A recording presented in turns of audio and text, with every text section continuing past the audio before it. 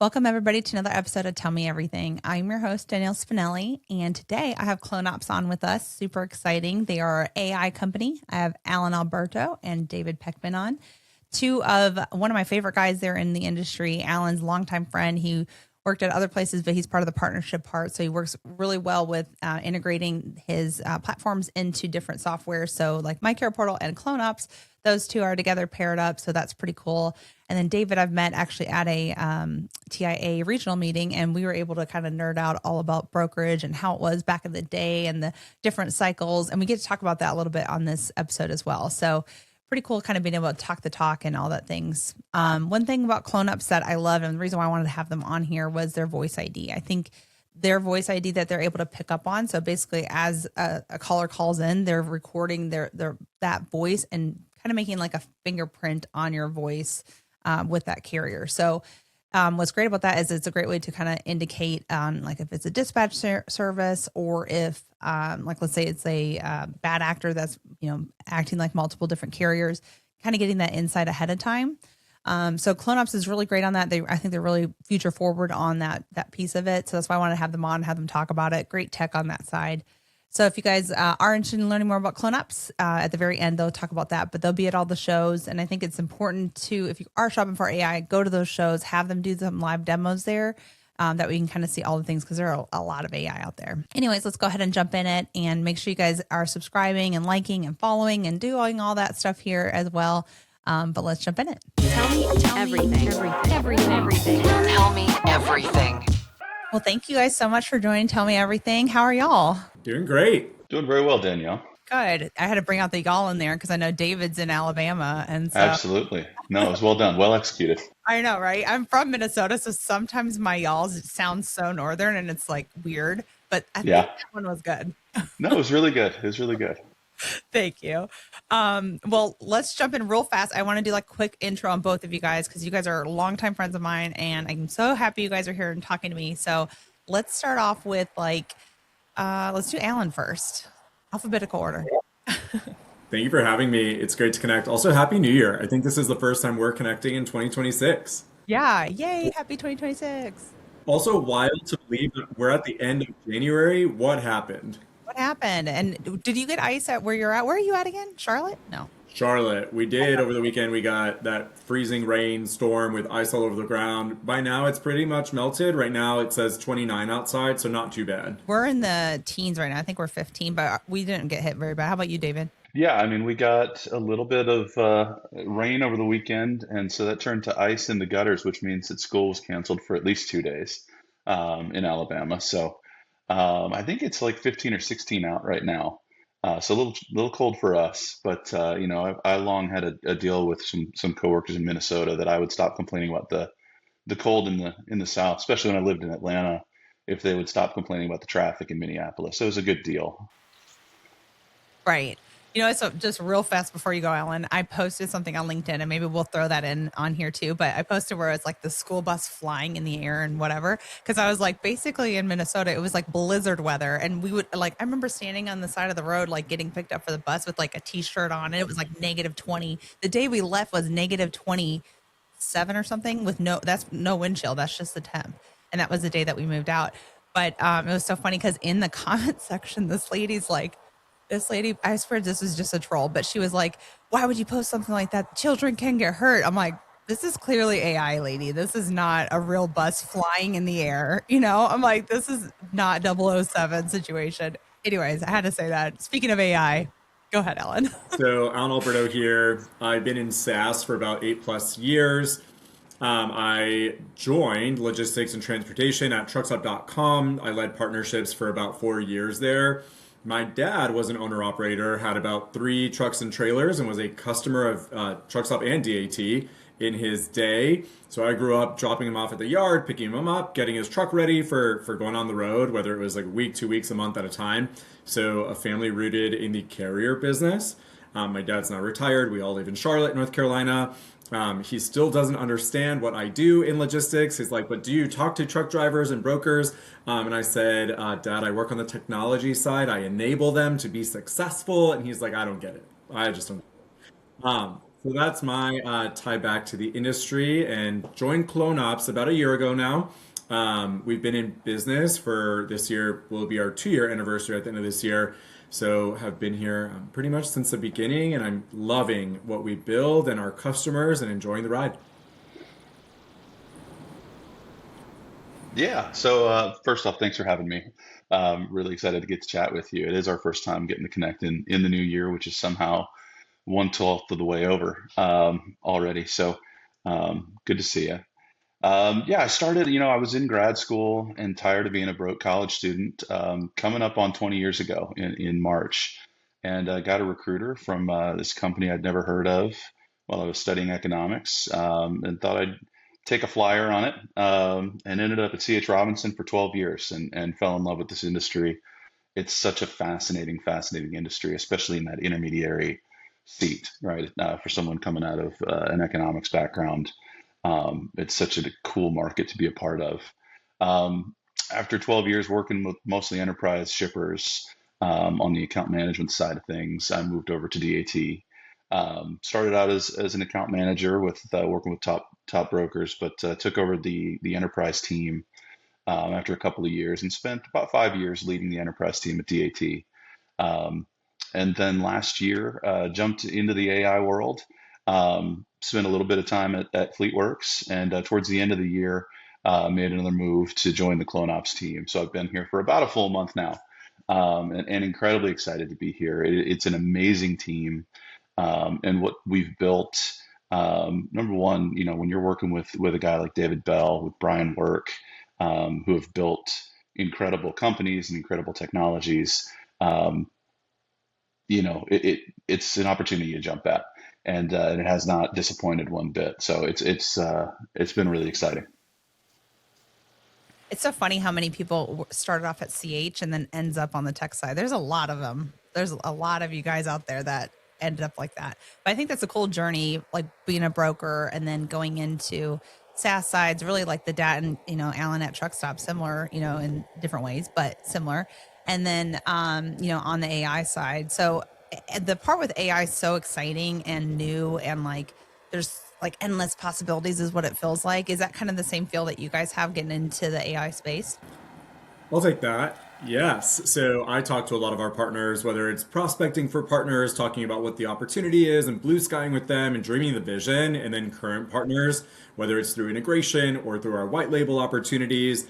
And the opportunities are truly endless, right? From our core platform started as voice agents. So we've rolled out those agents, we have them embedded into TMSs and other solutions out there. And now we support through email and SMS. So now starting to think through what use cases can we create and how far do we go with email, right? So an email agent, we have what's called goals. So setting up goals for the agent or milestones, right? For the agent to have these tasks or activities.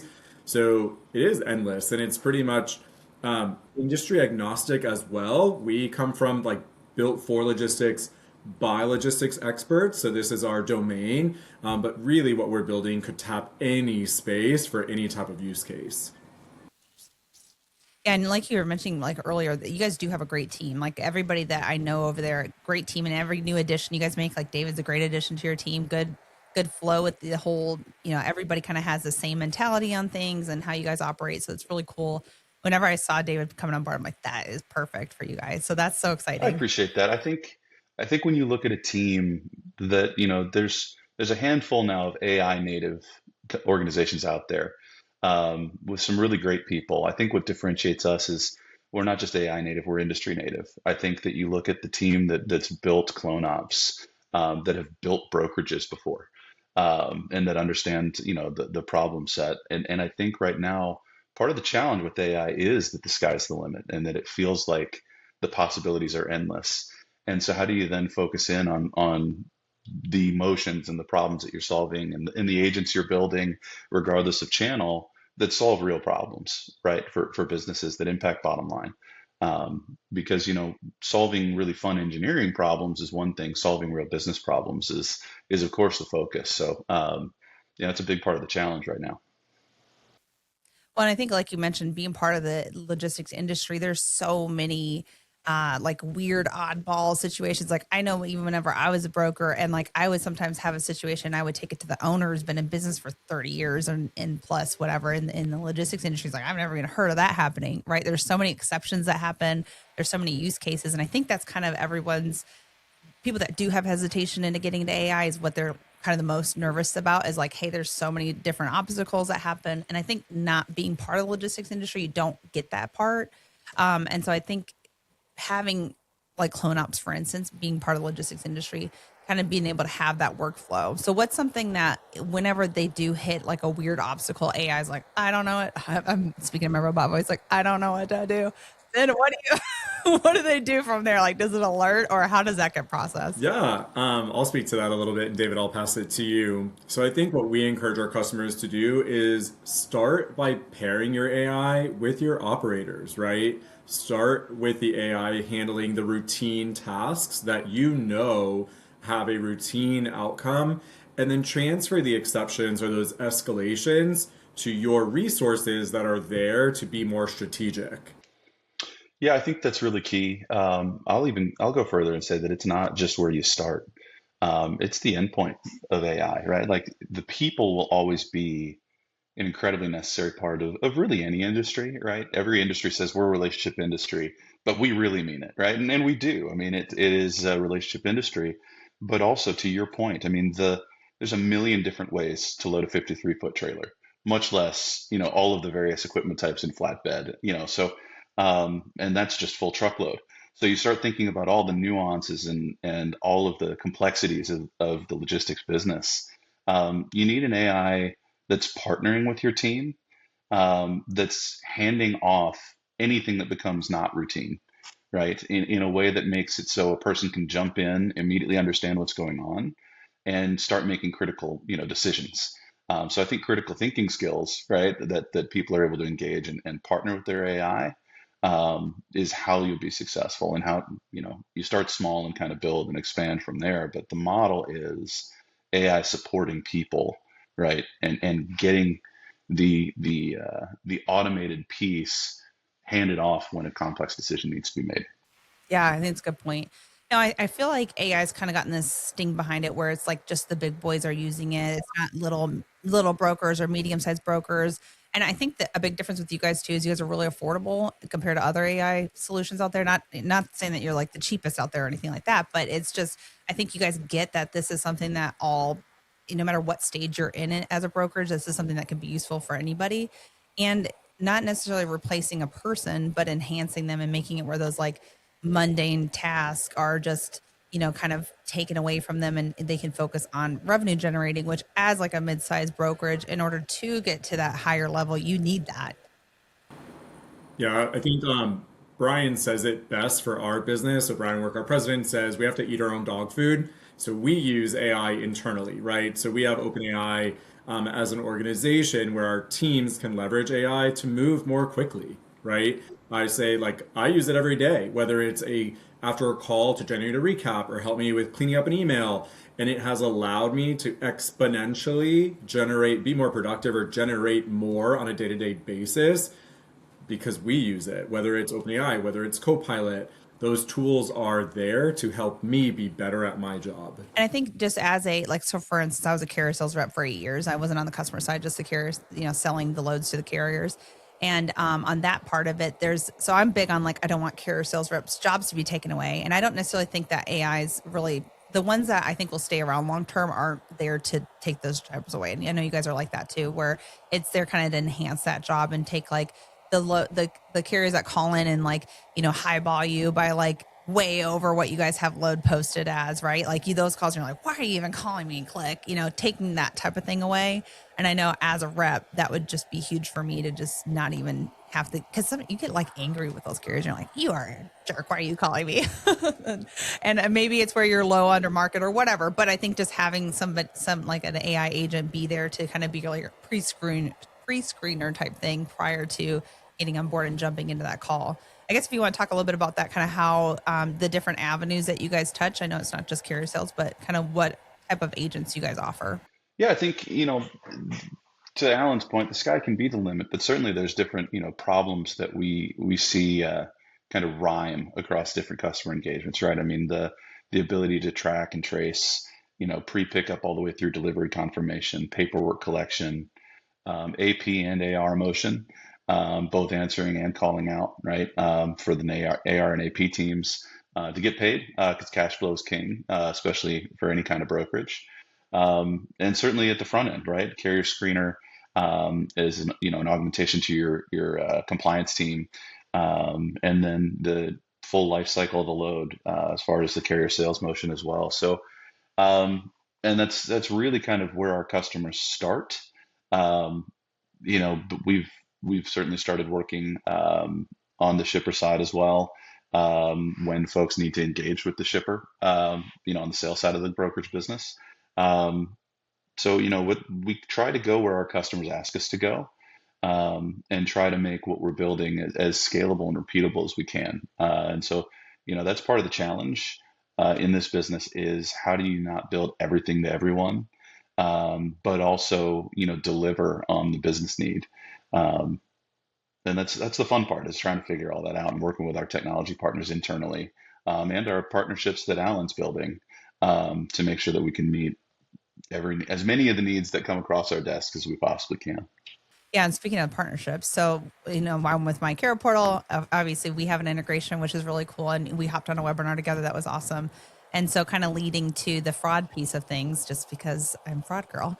The voice ID is just so cool. So let's nerd out over that real quick because I think that is like what really sets you guys apart, and I just is so interesting to me on how you guys even came up with that idea. So, do you have the story behind like who was this just like at laying in bed and woke up like, oh my God, we should do it like this? Or how did that come about? And then kind of talk more on what exactly voice ID is. Cause like I said, I can nerd out about it all day. So let's talk about it. Yeah, so the product lead for it is Roger Boza, who's our chief AI officer. Roger's background is in government contracts and working for government agencies. So I think native to him is this type of strategic thinking and thinking through like identity theft and fraud and understanding the industry. He also has family in the industry who owns brokerages. So he has direct feedback to them and understanding like cargo theft that they've been impacted by, right? So the product is his vision where we're delivering voice ID is the product and it's voice identification, right? Being able to have an agent capture the recording of a carrier who's called into the brokerage and identify based on a database that we hold whether that carrier has called in before to that brokerage or really any that we've captured or who work with us, and then say to the team, hey, this might be a bad actor. You need to do more research. So the current stance for us is giving the broker the data to dive deeper, do additional research. We're not saying use or don't use. We're saying, hey, this is a flag for risk. Dive deeper. Yeah, I mean, there are a few small use cases where you might have the same voice tied to a few different DOT numbers, a dispatch service, et cetera. But it is still, the ability to flag. I will say it's one of the coolest parts of joining this team is starting to get to know this product. And it's one that's continuing to iterate and grow and develop. But I will say there have been two pretty high profile, high value thefts within the last month that I've been able to listen, and we worked with the broker, and they've sent us the recording. And in both cases, we would have thrown a flag, right on that instance where the voice, we had it in our database, working with other DOT numbers, right, coming up with other, presenting other DOT numbers, to where pre-booking there would have been a flag, for them. So, we're 2 for 2 on the cases we've seen. The database continues to grow. And as the product matures, it'll be really, really cool to see the impact it can have. And I'll add to that and say those carriers did pass the compliance tools like rules. So we are an additional layer to say, hey, even while they pass your rules or they might be in your network, here's a flag. Like do a little more research here. Right, because really what they're doing is they're buying these MCs that look squeaky clean, and they don't report anything saying that they bought it like they're supposed to be doing. And unfortunately, that's not regulated. And honestly, even if it was regulated, there's really not a way to really check it. So getting down to that level where it's like, hey, this is a different person than what normally books for them. And like you said, it could be a dispatch service. Not all dispatching services are bad. I think it's understanding that it is a dispatching service, and also on top of that, layering that with like, if it is a dispatching services, are they legally able to sign a contract, sign a rate sheet? Because I think that's a huge misconception within the industry is people don't understand the new. It's not even new. I think it's been while I was a broker, it came out. So kind of the regulations that FMCSA did put in place is that if they are a dispatch service, in order for them to sign a contract or to sign a rate confirmation on the behalf of that carrier, they either have to be a W-2 employee, 1099 employee, or have power of attorney. And so if they're not able to provide those documentations, okay, well then I need to get with that owner operator or the owner of the actual company to sign everything. I can work with you directly for accounting, for updates, for whatever. That's fine, but I'm dealing with the carrier directly for those contracts. And so I think just having that insight ahead of time is huge, because that's how you know, like if push comes to shove and you have something happen. Like I know somebody who had a load shift. It wasn't a load stolen, luckily, but load shift, there was a claim. The carrier denied everything. It was like, I never signed this contract because it wasn't me, it was my dispatching services. They're not even allowed to do it.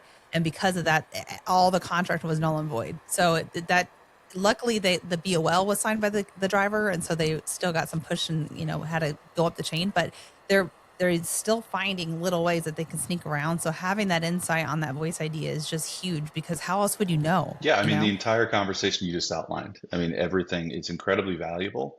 And in current state, other than voice ID, there's nothing that triggers that conversation in the booking conversation, right? So having that tool is going to be, I think it's going to be really, really powerful. We're really excited about it. Me too. Yeah, and I think I would love for the industry to get back out of posting to emails and get back into posting to phone, because I think a lot of the problems that we discovered in 2020 where cargo theft just went through the roof was because we switched that mindset from posting to the phone, having your double phones blow up and you're going back and forth, to just posting to your email and covering real quick. And so I think getting back to phone, email's obviously that always will be there. Like, and I want you guys to talk about that too, but I think getting back to the phone line and having that conversation too, there's things that you can catch up on and this and that. And like you guys said with the voice ID, there's more that you can do on a level of who exactly are you working with, not being masked behind, an internet connection. I think capacity is there too. Capacity of phone calls, right? I don't mean capacity within the industry language. Of phone calls back in the day, you're one person, right? So being able to answer incoming calls, you can only have one phone to the ear, maybe two, right? If you're able to manage.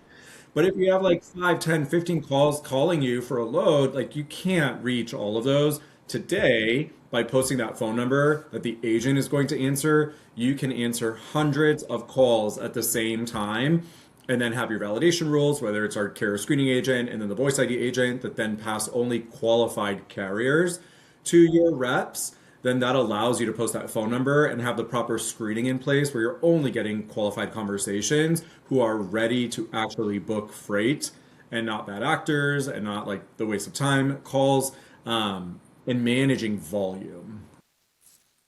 Yeah. I think even with that being said, on the carrier side, because I think there's been a lot of pushback with carriers on AI and how they get upset with AI agents. And it's like a whole kind of misconception, I think, on their part. I get why it can be frustrating, because they want to talk to somebody and be able to negotiate and things like that. And sometimes AI takes that out of it.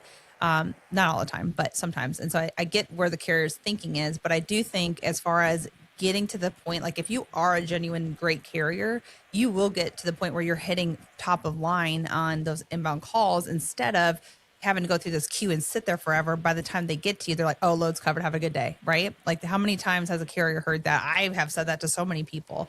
And so I think you got to look at AI in a what also positively it can affect a carrier. Yeah, I think we're there, if I'm being honest, Danielle. I think that carriers get knocked all the time for being slow to adopt technology or last in the industry to adopt technology. And while not a lot of carriers may have signed up for an AI provider, if you're a carrier operating today, you've almost certainly talked with AI, right? Whereas, a lot of larger enterprise brokers, to your point, maybe have adopted AI, but going down market into brokerage, it's a tool set that's only now rolling out to the, the longer tail of mid-market and SMB brokers. So, when you think about all active carriers, almost every one of them has talked to an AI at this point, and not just once. And so, I mean, the carrier community has actually grown quite accustomed to talking to AI, and that doesn't mean that it's been embraced already with both arms. But I think that carriers are starting to realize, and I think we're reaching a tipping point now with broker adoption of AI, where it is becoming a differentiator. Because when a carrier understands, like, if the average broker, and this number, it's a little anecdotal, right? But if the average broker is missing 35 to 40% of their phone calls, because those calls don't come in smoothly throughout the day. Well, the inverse is also true. It means 35 to 40% of the time when a carrier is trying to find a load, they're sitting on hold, and it's not just for a minute or two. And that's just how it's always been. So no wonder they prefer to use email, right? But now when you can call a brokerage and that phone's getting picked up on the first or second ring, and you're getting load details, and you're qualifying quickly if this is a load that you can haul, or is the rate one that I can work with or not, and then move to the next. I think we're reaching a point where, for those brokers who have that service and are getting every call, there's a lot of noise made around the CH Robinson earnings, around their AI adoption, and how they're responding to every single shipper quote. It's a two-sided network. The brokers who are responding to every single carrier quote are starting to win, right? And they're going to be a preferred destination for carrier outreach. Yeah, I think that's a great point. So on the email part of things, that's new. I actually didn't even know you guys got into that. So that must be pretty recent. So tell me all about that, because I have no idea. Yeah, today, the way that email works is we're able to read the emails that are coming into a broker's or a customer of ours inbox, right? And then we're able to take the information from that and then send it through the preferred channels to the right parties within the brokerage. So whether it's through Slack or through Teams, in order to understand what's coming into the shared inbox and take action on the emails they want to take action on. Interesting. So it can kind of come into one centralized box, and then it says, like, this is accounting, this is dispatch, this is a new carrier quote, this is a shipper, this is, that type of thing, I guess. And then, so go for it, David. Yeah, I was just going to say, I think, very admittedly, CloneOps, we chose to start where things are hardest, and that's with voice, right? Voice agents are the most difficult to build. The technology's only been around for so long, maybe a couple of years at this point. And so email is a little bit of a newer endeavor for us. But the rollout is, and tech guys love it when the commercial guy says it's super easy. But my understanding is that it's much easier to roll out the email, the messaging, right? When you're not having to deal with the voice and all the complexities of that. So it'll continue to evolve for us. There's a few different models that I've seen with AI in email inboxes. That's been around for a little while. There's a few companies that offer that, and it's certainly a channel that is critical to be in. So that's something that we're evolving pretty quickly. Yeah, it's pretty cool. You can do both. I mean, honestly, email, they're just reading text, where phone has to deal with all the different accents. It's so funny because as a broker, okay, so fun story. My daughter was, let's see, this would have been 3 years ago. She's 17. So like when she was like 11, 12. So she would hear me nonstop selling, especially when I started working from home after 2020. So nonstop selling loads. And it got to the point where she like would hop on the phone and like sell a load to a carrier, no joke. And so the only time that she would hit like a stopping point is whenever a carrier or driver had like a weird accent. She's like, how the heck can you even understand what they're saying? And I'm like, I guess it's like now I feel like I can almost understand everybody because of being in that role. And so I think that's kind of a whole nother deal, right? Like having a new rep coming in and trying to like, what is this guy saying? That's like a whole different thing too. So AI being able to pick up on that, or even just to like I'm bad about even like watching TV and like needing to read everything. So even like just transcribing what they're saying, I'm like, there's no more of like, what, huh? What's going on? Yeah. You know what I mean? Yeah. I mean, and that is the challenge with voice, right? Like, so AI, first off, our agents speak, I think 32 different languages, Alan, which is pretty awesome. But the challenge with voice, and I'm not sure a lot of folks realize this, I didn't until relatively recently, that it is in an email, you're getting the text, you respond to the text and process it. The way AI with voice works is it's hearing and then transcribing and then responding in text and then putting it back into voice and putting the voice back out. And all of that has to happen incredibly quickly so that there's not a 2-second delay and it feels conversational, right? So that you can set pauses that feel more, like a natural conversation and interaction. And so there's, multiple steps in transcribing and converting back and forth between text and voice to get an AI conversation going. Whereas, you don't have those steps with email. The latency is not as important. You don't need to respond within, 0.7 seconds or whatever it is. So it like we said, it's a less complex engagement for a lot of different reasons. very nuanced. Voice is very nuanced. And then you can like break it up into speech to speech and then speech to text. The latency, like David mentioned, there's so much that goes into doing it well. Right.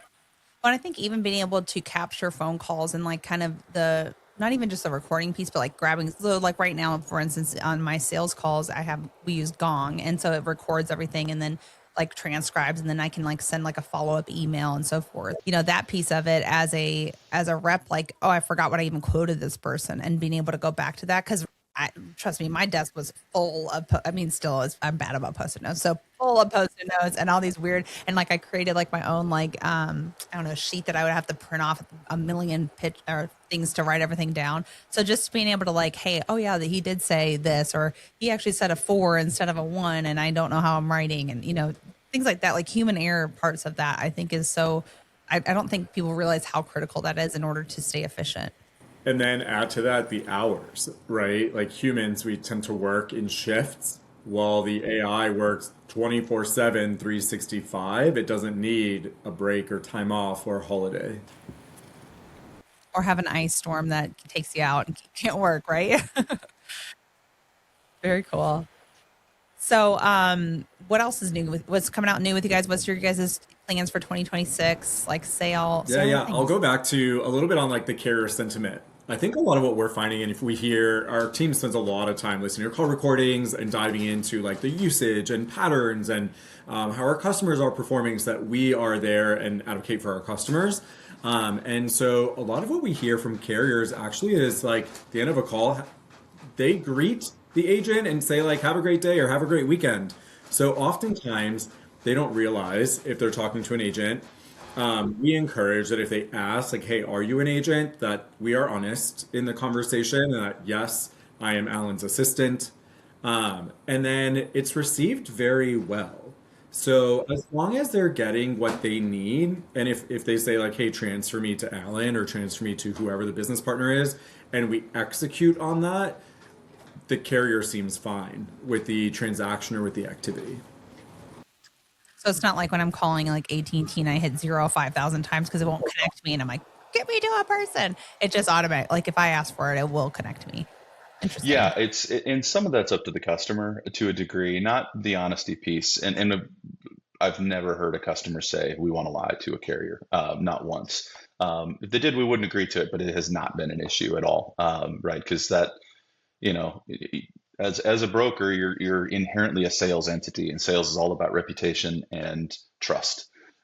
So that's kind of paramount, right? Like, am I talking to an AI? Yes, you are. And then may I be transferred, right? Whether it's asked that gently or not. And some folks just want, yes, pass it through immediately. Some want to like, hey, absolutely can transfer you. You're probably going to end up in a call queue. Is there anything I can help you with? And so that kind of configuration is kind of customer by customer and how they want to be represented. Because in a lot of ways we become front of house. So we need to be able to make sure we're representing them in the way that they want. And I think the brilliance you asked about 2026 and what are our plans, I think one of our true norths is radical ease of use.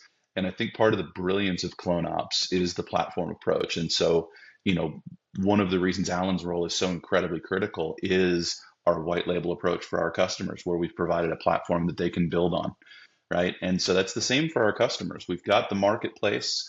And so for smaller customers who don't have a lot of technical resources, we've built a way for them to onboard AI that's really tough to replicate with anybody else out in the industry right now. From being able to point and click and hire agents that are ready to go, right? I'd call them 80, 85% ready. They've got a script, they can perform the duties. Will they sound to that earlier point I made, will they sound like the front of house for your organization exactly the way you want them to? Maybe not quite. Maybe there's some configuration you need to do, but you can get off the ground really, really quickly. And then for our larger enterprise customers and our partners, you've got a platform that you can build on, and that it does become self-service. And of course, we can augment with professional services and a phenomenal integration and engineering team. Yeah, I think even just because you guys have shown me this before, so I know it's like whenever you want to hire a new agent. So like, let's say I am building to the next level on my brokerage, right? Like I just got a new project and it's blown out of the water, and I got to do it's a lot of times right now, especially people are trying to get away from spot freight and more into project freight. It's a lot easier to manage and plan for and things like that. A lot of times you don't need you don't like hire a temp because then you have no idea how they're really going to handle things. Maybe it's like peak season, right? When during peak season, they hire so many temps and those temps just do whatever they want to and your reputation gets ruined during Christmas and you're like, oh my God, we have to rebuild all this. So I think even being able to like quickly hire on that front, that's a big deal on. And then, like you said, it's weekends. I mean, I remember I did postal work in my first brokerage. I did postal work during peak season. I worked like 90 hours a week. It was a nightmare. I didn't even see my kids. And so, and that was part of the reason why I left is because my work home life was awful and having maybe a company that cared more about me feeling that way or having to work that much, then how do I, having a company care about that and then have like AI enhance that and take some of that load off of my shoulders I probably would have stayed there longer. Absolutely. And you've got the after hours impact to the earlier point, the AI being always on around the clock. I remember in '06 when I started, everybody we took turns with the weekend cell phone and you'd go home. I remember I got stuck with it as a first year over like the Labor Day holiday. And I ended up having to cover an expedite load sitting in the back of my pickup truck while I was actually out of town, right? But I had the cell phone. And so, buddy's bringing me drinks in the back of my pickup while I'm, on my laptop trying to figure this out. Actually, I don't think it was even a laptop in '06. It's probably just a notebook and a cell phone. So yeah, the AI is helping us to get to a point where folks can enjoy holidays and only get bothered when there's a true escalation versus just the on-call sitting at a computer, with alone in a big office. We've all been there too when you had, drawn the short straw on after hours. So incredibly helpful there. But I think also, I'm curious to your take on this, Danielle. I haven't heard the number in a while, but I'd long heard that the average tenure in a carrier sales seat is less than 3 years. And I think that that's still true. I think that it's 2.5 to 3 years. We're coming up on a full 4 years in this down market. And hopefully we're coming out of it. Plenty of good debate on that last week at BGSA. But regardless, when the market turns, we've got a ton of folks in that seat that have never been in a tight market before. Like we've got a training gap, I think, as an industry with kind of the current class of folks in the carrier sales seat. And so having, the right automated agent partner, right, sitting in the seat and helping you to navigate very different call flows and very different workflows. I think that that's going to be a differentiator too. I think it can really help folks weather what will be a tough transition from a personnel standpoint. I'm so glad you brought that up because that's something that I guess whenever I'm not talking to AI companies, I think I talk about with others, right? But whenever you talk to AI companies, you're like, I don't want to, bring down your business or make you feel whatever, but it is something to think about, right? Because I think a lot of these AI companies were built and been around for that same cycle. That's the same thing as carrier reps where they do not know that grind of begging and like, I'll give you my firstborn child and please, my baby needs diapers. Please help me. I need $5 extra on this because you're losing $1,000 and that $5 will make a difference from you getting screamed at or not.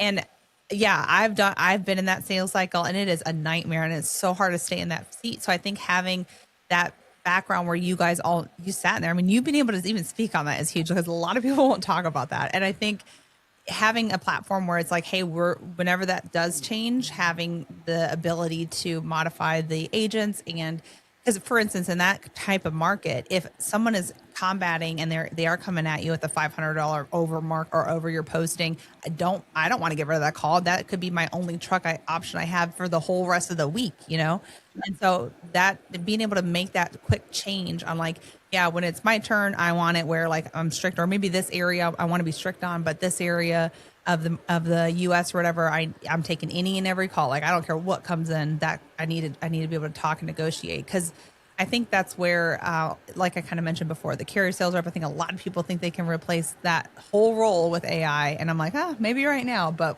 when tables turn, I promise you're going to be begging for those reps that actually know what they're talking about and they have that tenure. I think the other thing is we've added tools that allow the carrier sales rep to actually listen in to see the logs of calls that are happening in real time. So to your point, when the market turns and they have hundreds of calls or carriers coming in, the agent can answer the call. You can monitor. Then based on sentiment scoring, it'll bump up the calls that have urgency or that are going through like some difficulty.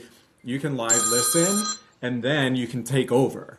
So we've built live takeover technology to be able to say, hey, Danielle, saw that you were having a hard time or saw that you want to negotiate on the rate. I'm Alan. I'm going to go ahead and help you with this.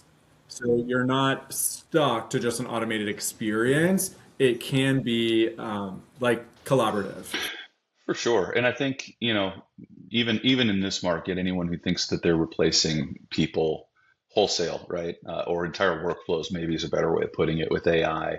Um, I don't think that they've mapped out their workflows, which is going to be tough success to be successful rolling out AI if you haven't really mapped out your workflows. Because when you dig into what these workflows look like, you see how many exception events there are. You see how many critical decisions have to be made, right? It's a volume game. So if maybe I bet 50% of the freight that moves through a broker, maybe it's more like 40, could go from start to finish without needing an extra touch. But that's, you know, millions upon millions of loads, per week or month that have exceptions and need a person. So when you talk about kind of smoothing out the ride and enabling people to do the job that they're excited about doing, that's a great, and getting the results that management wants to see from an efficiency perspective. That's the power of AI. I think replacing people is a fool's errand. Um, when you talk about replacing entire workflows with automation, the people are going to be too critical. Um, and then it's another reason why email is such an important channel for us to be really good at. Because when the market turns, the phones don't ring, right? I remember having that conversation in a loose to tight market when I was sitting in the account management seat and having to call my partner capacity offices like, hey, your phones dial out too, right? Like we're going to have to make some calls. Um, and if there is a place where carriers are, have fatigue or are still wary with AI, it's the receiving calls from AI. So being able to engage on email, which is where a lot of folks will operate in a tight market, carriers don't have, if brokers don't have the bandwidth to answer a bunch of their calls in a loose market, carriers have none, right, to answer the phone in a tight market. And so email becomes really critical. And then compliance. I'll maybe land the plane on this topic with thinking through all of the compliance that's very necessary and all the tools that are out there that have really launched in the last 3 to 4 years in the down market. I mean, I remember in tight markets with critical customer accounts and a loads rolled for a couple of days. Are there 18 tires on this truck? Then send it, right? What's my risk tolerance? And so it's going to be really interesting to see. Yeah, exactly. It'll be really interesting to see um, how we manage as an industry that risk tolerance change because yeah, the days you're working the hardest in brokerage are the days when you're making the most money. Because it's hard. It's really hard. It's not like the money just starts falling into your lap because the market's tight. It is hard work. Um, but what do we do with our risk tolerance, which historically has gone way up? We'll tolerate all kinds of risk in a tight market. With the current fraud environment, how are we going to thread that needle? And how do we help our customers thread that needle with things like voice ID as it continues to mature? I think that's a critical question that each organization is going to have to answer, and we need to be prepared to support them on. And I think training wise too, that's something that you need to get ahead of. Training how do you actually properly vet a carrier, not just saying yes, no, yes, no, yes, no. It's not a yes, no. We're not a yes, no type of industry at all. We live in the gray area 99% of the time. And so I think knowing how to properly vet if that happens or getting alerted on those red flags. So if you do see that voice ID, it doesn't necessarily mean they're a bad guy, right? It could be where, hey, I help my brother out sometimes because of this, but I'm going to prove to you that this is actually my truck. I'm not double brokering it or I'm not doing something shady. So it's having that upfront situation. And then I remember sometimes with these scam guys, like I'd be like, hey, yeah, I like, you don't look that great, or I don't have a good feeling about this. Like, oh yeah, it's probably a good call. Bye. And like, I'm like, what are you actually telling me? Or they'd be like, try this other MC. I'm like, you are Shady McShade. And you're basically just admitting it. You got fooled, right? So now imagine having like the voice recording of that stored in a database where now when they call back in, you're like, nope, we've gone through this before. Like I'm not spending time here. Right. You actually called in on a different MC and admitted that you were bad. And then now you just called right back in, talked to a different rep, or it was an AI rep. But, in real life, it's where you hear a different reps answering like, oh, maybe I can scam them on like a new MC that this MC looks squeaky clean. That voice ID is huge as far as compliance. So I'm so excited you guys have that out. It is. And I think in a tight market, it becomes even more important because it's not just about properly vetting, but quickly, like the speed. But you can't have one or the other, right? If you're vetting really carefully, that truck's gone. right? Like if you're not fast as well, but if you go too fast, all of those additional margins, that expansion that everyone's super excited about once we get a demand event and the market turns, all those margins go away in the current fraud environment if you're moving really, really fast, but it's sloppy, right? So we're going to have to be both. And I think tools like Voice ID that right at the top of the call can provide guidance on whether or not this is someone to look out for, can help to make much more quick decisions, informed quick decisions. Right. And I think getting in the market now versus it changing and you having to adopt a whole new technology while you're having a hard time covering a load. I mean, it, as far as adoption with your reps, that doesn't happen because they don't have time to learn a whole new software. And I think the ones that will, the brokerages and things like that, that will push through and expand and get bigger and better as the market shifts, those are the ones that are working on their training now, working on their new tech adoption and implementing that where it's processes, everybody understands what it is, everybody understands the value of it. Those are the ones that are going to, I think, survive really, and not really survive, thrive, I should say. Yeah, I'm with you. I think that, especially in a tight market, survivability becomes a lot easier, right? And this is one of the first times that we've seen in this prolonged down market, we've started to see some brokers really struggle from a survivability standpoint.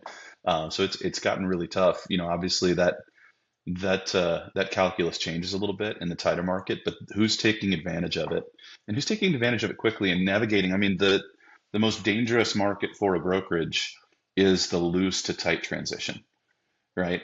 So who's leveraging their processes, getting out in front of things with their shipper, using data appropriately and leveraging automation to thrive and to thrive in that transition, and then to maximize on their position, in a tight market. I think these tools are really, really important to invest in a down market. Was on a panel a couple of years ago, and the point was made that brokers, when the times are good, can spend like they're never going to stop, and then when it gets bad, can spend like the good times will never come back around again, and it is a cycle. This prolonged downturn is following what was a really prolonged upturn. And so we'll see if things normalize a little bit once we come back out of this, or if there's a new normal. But either way, keeping the next cycle in mind from a strategic standpoint and an investment technology standpoint is really, really important. Yeah, I'm so excited. Well, I'm glad like I said, I've always loved talking to Dave. I met him at the TIA regional meeting at McLeod there in Birmingham, and we had dinner together. And I mean, I was just like, all the things, I'm like, you're talking all my language, like, all the things. And I just love getting into I miss those days. So it's cool kind of being able to say all the things. And of course, Alan's so awesome. I'm so happy that you guys hopped on. What shows are you guys going to? How can people reach you? Tell me all the things. I want everybody to get those pink socks that you give out on your swag because you have the best swag. So our marketing team is top notch. Absolutely. They're phenomenal. Yeah, our next conference is Manifest. So we'll have a big group at Manifest in about 2 weeks in Vegas. Then you'll find us at TIA in April. The FreightWaves conferences, we also support our partners. So we'll be at the TMS conferences that are out there. You'll find us on the road quite often. We do show up in full force. Good. I love it because that's where I'm at. So we'll be all hanging out. Oh, we will. We will. I think we'll probably have a few folks at Food Shippers as well. It's always a fun show. Sometimes maybe more fun than it should be, depending on location. So that's a good one.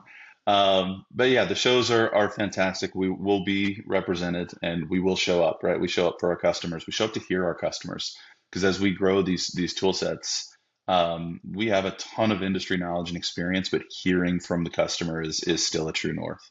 So we'll be there, and we may try to do some of our own events a little bit later in the year in a few of the kind of the usual suspect cities where there's plenty of transportation focus. So looking forward to seeing everybody at all the shows. I mean, it's so much fun. This is such a great industry to be a part of. I think the other place is our website. So if anyone just goes to CloneOps.AI, there's a phone number posted there where you could call in and talk to an agent. You could ask it questions about the business. What are we up to at CloneOps? And then that information actually gets routed to a Teams channel where sales is monitoring. And then one of our AEs will reach out to you or provide additional information if that's what you want. Or they'll leave you alone if that's what you want. But it is routed to Teams. So that's just another example of how we eat our own dog food, and we use it in Trinity as well. That's so cool. Well, thank you guys so much for coming on. I really appreciate it. Cannot wait to see you guys at Manifest. Well, let's hang out, get a selfie and all that jazz. I'll have some socks for you and a hat. A hat for sure. Cool. Bye, everybody. Tell me everything. Tell me everything.